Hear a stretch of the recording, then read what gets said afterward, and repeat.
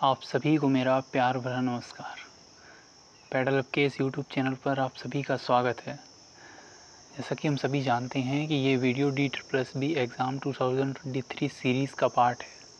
इससे पहले भी कुछ वीडियो DSSB प्रैक्टिस सेट के रूप में आ चुकी हैं। अगर आप लोगों ने वो वीडियो नहीं देखी हैं तो उस प्लेलिस्ट की लिंक डिस्क्रिप्शन बॉक्स में दी गई है। आप उन प्रैक्टिस सेट को भी देख सकते हैं और मैं उम्मीद करता हूँ इन सारे प्रैक्टिस सेट में दी गए क्वेश्चनों को आप अपनी नोटबुक में नोट भी कर रहे होंगे, जिससे आपको आगे प्रैक्टिस करने में मदद मिलेगी। अगर आप टेलीग्राम पर डेली कुछ को ज्वाइन करना चाहते हैं तो उसके लिए आपको टेलीग्राम की सर्च बॉक्स में जाकर पैडअप कुछ सर्च करना होगा और इस ग्रुप को ज्वाइन करना होगा, जिस पर हम रोज़ रात को 9 बजे 10 क्वेश्चनों का सेट प्रोवाइड कराते हैं, जिनमें आपको हर क्वेश्चन को करने के लिए 15 सेकंड दिए जाते हैं और at the end of the quiz आपको आपका रिजल्ट भी बताया जाता है, जिससे आपको हर दिन अपनी प्रैक्टिस का एनालिसिस पता चलता रहे। तो चलिए शुरू करते हैं। पिछली वीडियो में हमने आपको एक बोनस क्वेश्चन दिया था, अब समय आ गया है कि उस क्वेश्चन को हम डिस्कस कर लें।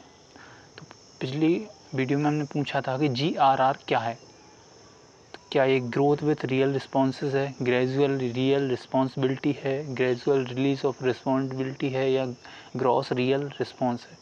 तो GRR का फुल फॉर्म है ग्रेजुअल रिलीज ऑफ रिस्पॉन्सिबिलिटी। इसका जिक्र NCF 2022 में किया गया है, आप इसको चेक भी कर सकते हैं। आज की वीडियो का हमारा पहला क्वेश्चन है कि ratio of body height and legs in early childhood 1:2, 1:4, 1:6 या 1:8। तो इसका जो सही आंसर है वो है 1:2। कुछ इस वीडियो में फैक्चुअल क्वेश्चन हैं जिनको आप नोट ज़रूर करना, क्योंकि उनको आपको याद ही करना पड़ेगा। अगला क्वेश्चन कहता है कि attention span of an early childhood child. एक अर्ली चाइल्डहुड चाइल्ड का अटेंशन स्पैन कितना होता है। तो ये है 15 से 20 मिनट का। आपकी NIOS बुक में ये अटेंशन स्पैन 7 से 20 मिनट की रेंज में दिया गया है। तो इस रेंज में आपको जो अप्रोप्रिएट आंसर एग्ज़ाम में मिले उसको आप टिक कीजिएगा। अगला क्वेश्चन है कि a 3-year-old child who is weeping if given a toffee he or she become happy which kind of emotion it is. इसका मैं हिंदी में अगर मतलब बताऊं कि एक 3 साल का बच्चा है और वो रो रहा है और जैसे ही आप उसको टॉफ़ी देते हैं वह खुश हो जाता है। तो बताइए इस प्रकार के इमोशन को आप क्या कहेंगे। क्या ये मैच्योरिटी का साइन है, परमानेंट इमोशन है, टेम्परेरी है या नन। आई होप कि सभी ने इसका आंसर सही टिक करा होगा, ये है टेम्परेरी। अगला क्वेश्चन हमारा कहता है कि पूर्व बाल्यावस्था में दांतों की संख्या 28 होती है। कथन 2 कहता है ये बच्चे के स्थायी दांत होते हैं। तो आपको बताना है कि इनमें से first is correct, second is correct या दोनों करेक्ट हैं या कोई भी करेक्ट नहीं है।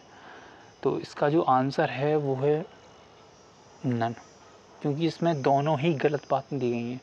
पूर्व बाल्यावस्था में दांतों की संख्या 28 ना होकर 20 होती है और ये स्थायी दांत होते ही नहीं हैं, ये होते हैं टेम्परेरी। आगे जा इन्हें हम मिल्क टीथ के नाम से भी जानते हैं। क्वेश्चन नंबर 5 कहता है कि exploration is most important during infancy, childhood, middle childhood या एडोलसेंस। तो इसका जो सही आंसर है वो अर्ली चाइल्डहुड। अगला क्वेश्चन है कि किस उम्र तक आते आते बच्चे में कॉन्सेप्ट ऑफ नेचुरल लॉज पूर्ण रूप से विकसित हो जाते हैं।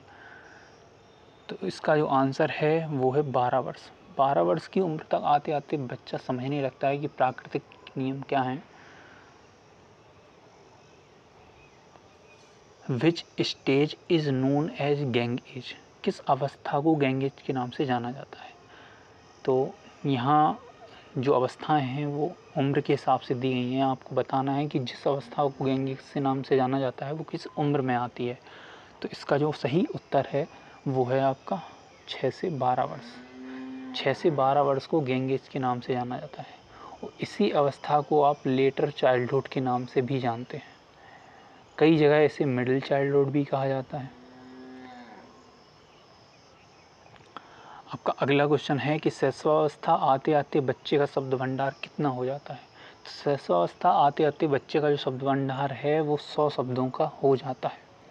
लेकिन अगर पूछा जाए कि 1 वर्ष का बालक कितने शब्द बोल सकता है, तो 1 वर्ष का बालक अधिकतम 2 से 3 शब्द ही बोल सकता है।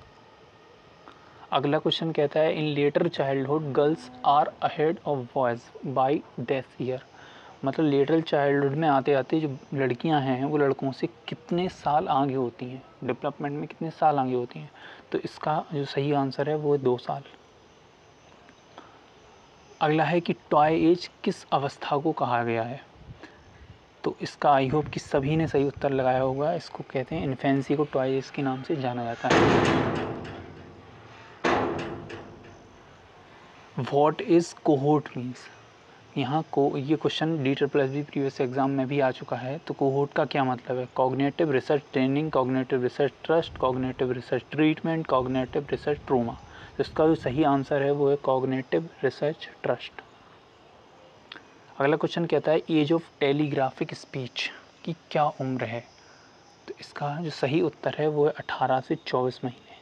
इसे टेलीग्राफिक स्पीच कहा गया है। Where is language. लैंग्वेज भाषा कहाँ पर स्थित है? क्या वो फैमिली में, सोसाइटी में, ब्रेन में या स्कूल में? आई होप कि इसका सही आंसर आप सभी ने लगा दिया होगा। इसका सही आंसर है ब्रेन में। अगला क्वेश्चन कहता है कि when first postural reflex comes. किस अवस्था में पहला पोस्चरल रिफ्लेक्स आ जाता है? तो ये है 28वें हफ्ते में आपको पहला पोस्चरल रिफ्लेक्स देखने को मिलता है।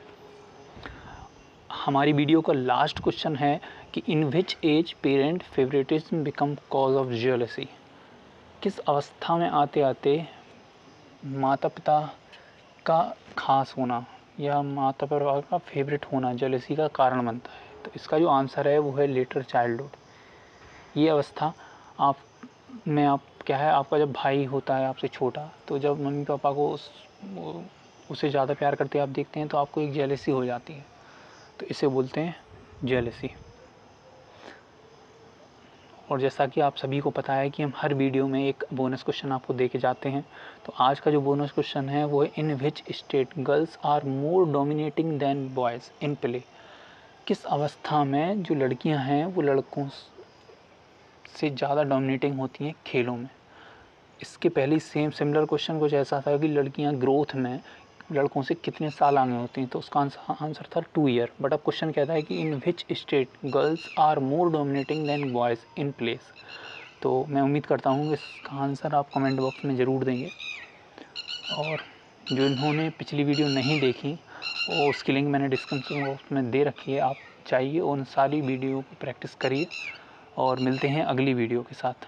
तब तक के लिए टेक केयर, बाय बाय।